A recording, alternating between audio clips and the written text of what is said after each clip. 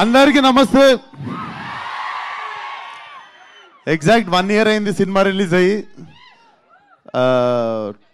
March 22 దాటితే అరే ఒక 1 year అయిపోయింది సినిమా రిలీజ్ లేక అని ఫీల్ అవుతుండే నేను. సో 1 year ఎండ్ కాకముందే I'm coming with 1 more film, Gaami. So మేము ఇది స్టార్ట్ చేసినప్పుడు సరిగ్గా నా పేరు కూడా మీకు తెలీదు, అప్పుడు స్టార్ట్ చేసాము. బట్ బలంగా నమ్మింది ఏంటంటే ఒక్క మనిషిని, Vidyadhar. This man had a vision. అది ఎంత క్లియర్ విజన్ ఉండే అంటే, నేను బేసిక్గా నారేషన్స్ ఏంటా ఈ సినిమా నాకు మనిషిని కలిసినప్పుడే అర్థమైంది నారేషన్ ఇయ్యలేడని. అంటే చాలామంది ఎగ్జాజరేట్ చేసి చెప్తారు ఏం లేకపోయినా, ఒక నారేషన్లో చాలా మిస్మానిపులేట్ అవ్వచ్చు మనము. బట్ నాకు అర్థమైంది మనిషి నారేషన్ ఇయ్యలేడని చెప్పి, ఇంత భగవద్గీత అంత బుక్ తీసుకొని వచ్చాడు నా దగ్గరికి.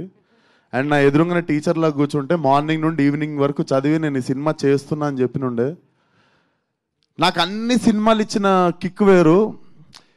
ఇది అంటే నాకు తెలిసి నన్ను, విద్యాని, కార్తిక్ని, ఆర్ట్ డైరెక్టర్ ప్రవళిక అండ్ మన సీజీ టీమ్, మా టీంలో ఉన్న వాళ్ళందరినీ, చాలా చిన్న టీం ఉండే మాది, less than 20 people who believed in this film.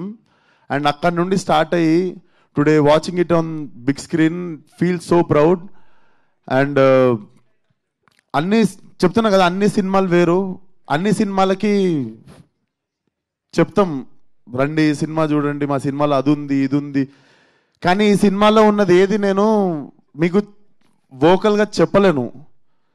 నేను మీకు ఓపెన్గా చెప్పగలిగేది ఒకటే, మీకు మాస్ డైలాగులు ఉండవు, ఐటమ్ సాంగ్ ఉండదు, మొత్తం థియేటర్లు లేచిపెట్టేట్టు విజిల్ కొట్టే ఫైట్లు ఉండవు. కాకపోతే ఇవన్నీ ఇచ్చిన ఎక్స్పీరియన్స్ మీకు సెకండ్ హాఫ్లో ఖచ్చితంగా ఉంటుంది. అది డెఫినెట్లీ తెలుగు సినిమా నుండి, తెలుగు సినిమాని రిప్రజెంట్ చేసే ప్రతి ఫిల్మ్ మేకర్ ప్రౌడ్గా ఫీల్ అయ్యే సినిమా మాత్రం ఖచ్చితంగా అవుతుంది గామి. డెఫినెట్లీ ఈ సినిమా వర్కౌట్ అయితే చాలా మంది కొత్త ఫిల్మ్ మేకర్స్ వస్తారు. చాలా అంటే సినిమా రిలీజ్ తర్వాత మా మేకింగ్ తెలిసిన తర్వాత మీరు ఇంకా ఎక్సైట్ అవుతారు. సో బేసిక్గా ఒక పని చేద్దామని డిసైడ్ అయిన తర్వాత కారణాలు, ఎక్స్క్యూజెస్ పెట్టుకొని ఇంట్లో కూర్చుంటే సినిమాలు అవ్వవు. He fought for it. 10% మిగిలిన టీం కష్టం ఉంటే 90% కష్టం విద్యాధర్ది. So this film belongs to Vidyadhar. And thank you so much అన్న. ఈ సినిమాకి చీఫ్ గెస్ట్ ఎవరు వస్తుర్రు ఏంది అని మాట్లాడుతున్నప్పుడు I do not wanted to put it in one column. అంటే ఒక పర్టిక్యులర్ పర్సన్ వస్తే ఈ సినిమా ఎట్లా మిస్మానిపులేట్ అయిపోతుందేమో అది ఇది అనుకున్న టైంలో నువ్వు ఆ రోజు ఫర్లక్నామా సినిమాకి రాకూడని కారణం ఈరోజు రావాలని అనుకుంటా అన్న, destiny. But thank you so much. నేను ఎక్కువ పొగడ్డా అన్న, కాకపోతే ఒకటే మాట చెప్తా, చెప్పనీరా యాక్టింగ్ చేయకుండా హీరో అయిన డైరెక్టర్ నువ్వే ఇండియన్ ఆడియన్స్కి. So thank you so much. Telugu వాళ్ళు అందరూ తలెత్తుకునేటట్టు రాజమౌళి గారు చేస్తే, తెలుగు వాళ్ళందరూ కాలర్ ఎత్తుకునేటట్టు నువ్వు చేసినావు. So thank you for existing, పుట్టినందుకు థ్యాంక్స్. అండ్ వంశీ అన్న, థ్యాంక్ యూ సో మచ్ అన్న. ఈ సినిమాకి మేము స్టార్ట్ చేసినప్పుడు మేమందరం కలిసి చేసుకుంటుంటే ఇంకొక బ్యాక్ బోన్ ఎవరన్నా కావాలి అనుకున్న టైంలో సడన్గా ఒకరోజు ఫోన్ చేసి వంశన్న సినిమా తీసుకుంటాను కానీ కథ సినిమా రిలీజ్ అయిపోతుందని ఆరామ్ అయిపోయిన ఉండే. Thank you so much for believing in this film అన్న. And Karthik, thank you so much.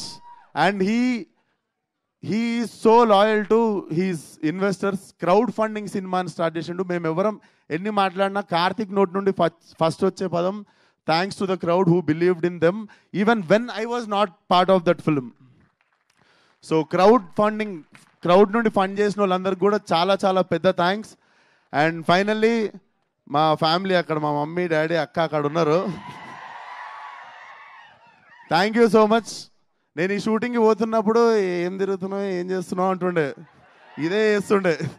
అప్పటికి హీరో కూడా కాలే, ఏం చేస్తున్నావు ఏం తిరుగుతున్నావు, వాళ్ళు ఏం చేస్తున్నావు అంటుండే, ఇదే సినిమా చేస్తుండే అప్పుడు నేను. So thank you daddy, thank you అమ్మ, థ్యాంక్ యూ అక్క.